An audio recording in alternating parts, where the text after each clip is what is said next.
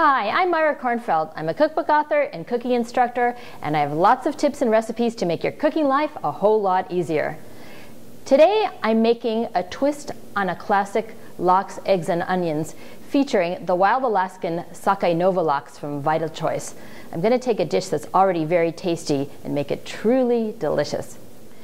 I'm going to start with my onions. I'm cooking them in a separate pot because I want to get them really fried up before I make the eggs, which are only going to take a minute. And I also am going to be adding some greens to this mix. And this way I could cook them to however I like. So this was cooking for about a minute, and the onions are brown. So I'm adding some greens, which really make this dish delicious. Now this is a combination of some arugula, watercress, Swiss chard.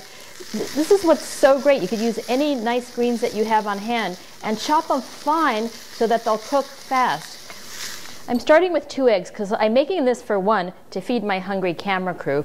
And I'm going to add a little salt and pepper. And one thing that I love to put into my scrambled eggs is something like either creme fraiche or ricotta, because it just lightens it up. So I'm just going to put in a couple tablespoons of fresh ricotta cheese. I'm mixing this in really well.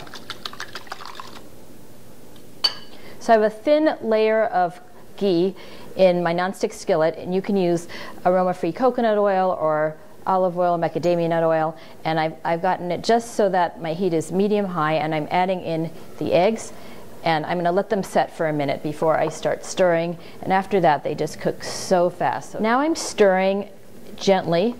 I like to have large curds for my scrambled eggs. We don't want little thin shreds. Those are not that pleasant. At this point you got to be ready to eat because it really cooks fast. So now I'm stirring in the silky, smooth, buttery flavored, delicious salmon from Vital Choice. I love that it's not overly salty. And I'm going to stir in my greens and onions, as well as a sprinkling of dill.